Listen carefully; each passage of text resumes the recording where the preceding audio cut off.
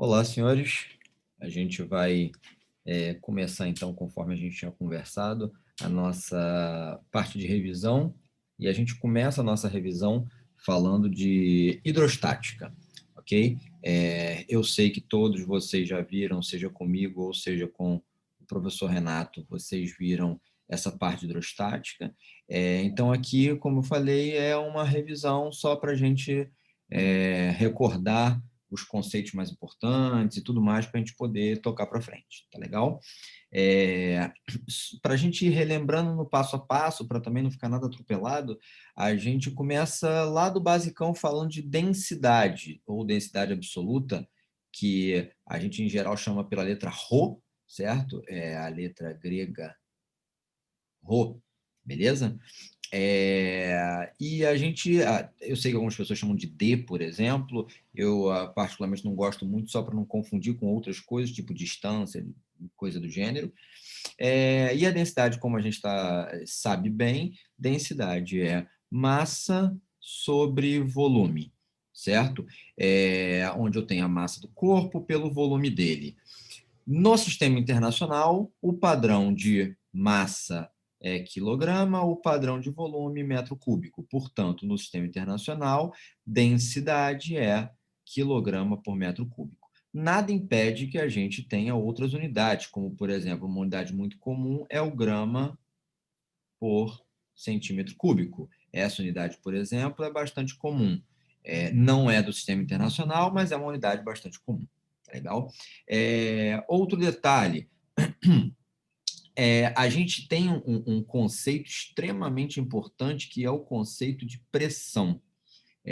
Conforme vocês já viram na época que estudaram, lá atrás, antes de toda essa questão de quarentena, pandemia, etc., quando a gente falava de pressão, lembra que a pressão ela estava relacionada a duas grandezas, ela estava relacionada à força e à área.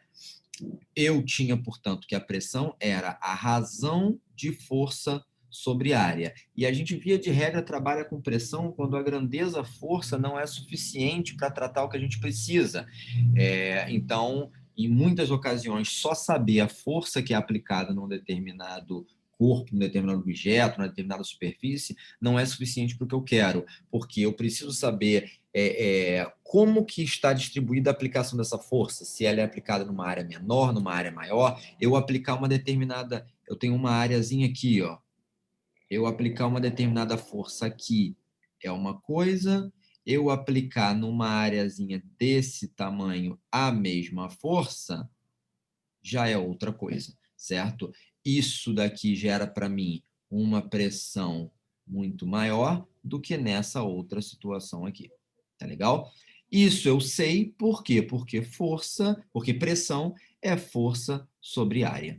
Tá legal? E se pressão é força sobre área, no sistema internacional, força é Newton, área é metro quadrado. Portanto, no sistema internacional, eu vou ter que a unidade de pressão é Newton por metro quadrado. Tá legal? Isso a gente vai chamar a gente vai chamar no sistema internacional, então, isso daqui de Pascal, uma correção aqui, tá? Aqui é Pascal, então deixa eu até trocar aqui. Deixa eu trocar isso daqui, ó. Beleza, deixa eu modificar aqui. Aqui é PA, tá? Não P. Ok?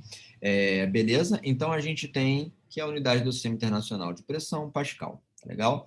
Eu tenho ainda o seguinte, mas e se eu quiser saber se eu tiver uma coluna de líquido, eu tenho um líquido aqui num recipiente, e eu quero observar o seguinte, qual é a pressão que esse líquido faz no fundo desse recipiente, por exemplo. Vamos supor que eu tenho todo esse líquido aqui, e eu vou pegar, só para a gente poder observar, uma colunazinha aqui. Deixa eu até pegar de outra cor, esse carinha. Deixa eu pegar aqui um laranjinha aqui. Eu passo a ter esse cara aqui, ó, essa coluna toda, certo? Essa coluna todinha aqui. vai ter um peso sendo exercido sobre a área que está aqui embaixo. Tá legal? Então, observa que se eu tenho uma força, que é o peso, sendo exercida sobre uma determinada área, eu vou ter força sobre área, isso me dá uma pressão. Ou seja, a força aqui é o peso, então esse cara aqui é M vezes G. Sobre a área. Lembrando que massa eu posso escrever como densidade vezes volume. É só você observar aqui, ó. Certo? Se você joga esse cara para lá, multiplicando, você fica densidade vezes volume igual a massa. Então, densidade vezes volume é massa. Então, você pode fazer o quê? Você pode pegar, e aí deixa eu trocar aqui de novo a cor. Se você substitui esse malandro aqui por ρ vezes V, esse cara cabe aqui, ó. Tá legal? Então, você fica ρ vezes V vezes G sobre A. Só que eu sei ainda o seguinte, eu ainda sei que volume pode ser substituído por área da base vezes altura. Então, se volume era da base vezes altura, eu posso fazer área vezes altura no lugar desse cara aqui, ó. Show? Maravilha. Isso aqui vai me dar, então, essa área vai para o espaço, flaps, cancelou esse cara aqui, sobrou ρ, h e g. Ou escrevendo de uma forma mais comum que a gente utiliza, ρg, h. Tá legal? Então, a pressão exercida por um líquido, e óbvio que eu estou falando aqui sempre de líquidos em equilíbrio, afinal, se a gente está trabalhando com hidrostática, eu estou trabalhando sempre com fluidos em equilíbrio, certo? O segundo caso que eu posso ter são líquidos immiscíveis. Por exemplo, se eu tenho dois líquidos immiscíveis, ou seja, eles não se misturam, eu tenho um líquido de densidade ρ1, densidade ρ2. Nesse caso, moleza, se eu quiser saber a pressão aqui no fundo, basta eu fazer a soma da pressão do de cima com o de baixo. Então, eu vou ter P1 mais P2, a pressão desse mais a pressão desse. Isso vai me dar P1 é ρ1GH1, P2 ρGH2. Ou seja, a pressão total é a soma algébrica dessas pressões. Tá legal? Então, bem tranquilinho isso daí. Continuando, vou acelerar aqui para a próxima. Beleza? A gente passa a ter o chamado princípio de Stevin. O que era o princípio de Stevin? Imagina que você tem novamente um fluido qualquer. Então, você está aqui, ó, de novo, eu tenho o carinha aqui, tudo isso aqui é líquido, certo? Tudo isso aqui é um líquido aqui dentro.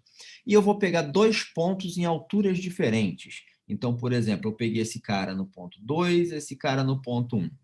Esse cara aqui vai ter uma altura 2, certo? Daqui até lá em cima. E esse cara vai ter uma altura 1, que é esse pedacinho aqui, ó. Então, eu tenho H1 e H2, certo? Ou seja, a diferença de altura, que é esse menos esse pequenininho, é ΔH. Tá legal?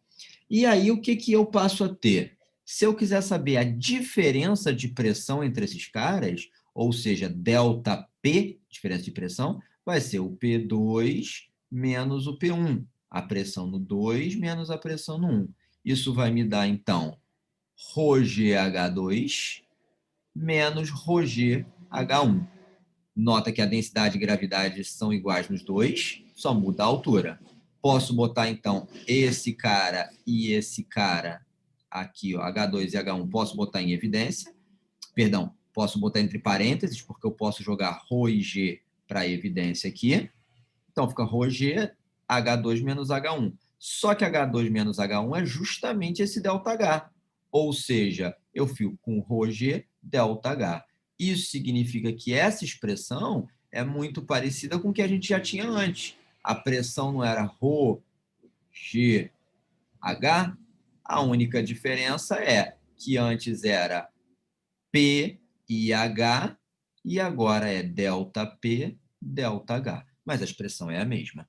E isso faz com que a gente tenha uma consequência direta, que é o seguinte: se eu tenho dois caras que estão na mesma linha horizontal, e essa consequência é extremamente importante, dois caras que estejam na mesma linha horizontal, significa que esse ΔH aqui entre eles é zero, porque não tem diferença de altura entre eles. A altura dos dois é a mesma.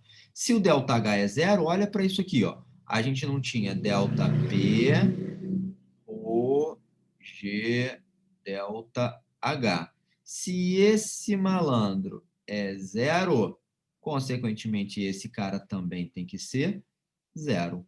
E se ele é zero, se a diferença entre eles é nula, é porque eles obrigatoriamente são iguais. Certo? Então, uma consequência direta do princípio de Stevin é que sempre que eu tiver dois pontos na mesma linha horizontal de um determinado fluido, eu posso afirmar que as pressões são iguais. Tá legal? Isso permite a gente, por exemplo, a fazer a famosa experiência de Torricelli, onde Torricelli queria medir a pressão atmosférica. De novo, isso é uma revisão, vocês certamente já viram isso.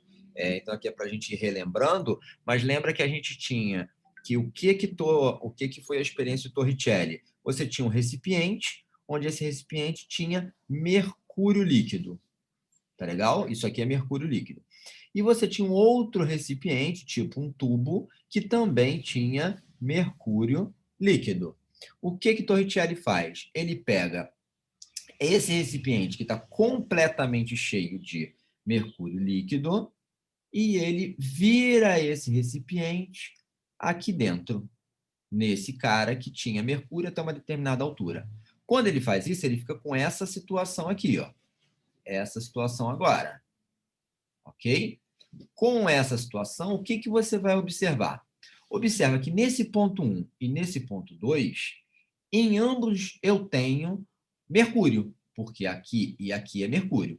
Esse cara, ele estava cheio, só que quando eu virei ele aqui no mercúrio, ele desce até um certo nível qualquer aqui. Aqui em cima fica vazio, fica vácuo, ok? Isso aqui é vácuo. E esse cara aqui fica num certo nível. Ou seja, esse nível aqui está numa certa altura H do nível de mercúrio lá embaixo. E esse ponto 2, então, em cima dele, eu vou ter uma coluna H de mercúrio. Nesse ponto 1, eu não tenho, porque nesse ponto 1 aqui em cima, ó, deixa eu pegar uma outra corzinha aqui, aqui em cima, eu só tenho a atmosfera. Então, aqui em cima eu tenho só a pressão atmosférica e nesse ponto 2 eu vou ter a pressão dessa coluna de mercúrio. Ou seja, usando o que a gente acabou de ver do princípio de Stevin, se eu tenho a mesma linha horizontal, eu posso dizer que 1 e 2 têm a mesma pressão, ou seja, P1 igual a P2. Só que P1 ele está sujeito somente aqui, ó, atmosfera, ou seja, P1 é só pressão atmosférica, e P2 é a coluna de mercúrio de altura H. Então, essa coluna de mercúrio, essa coluna de líquido, vai ser ρgH. O ρ é o ρ do mercúrio, que vale 13,610 ao cubo, quilograma por metro cúbico. Gravidade, nível do mar, 9,81 metros por segundo quadrado. E esse H foi o que Torricelli foi lá, uma réguazinha e mediu. E ele achou 76 centímetros ou 0,76 metros.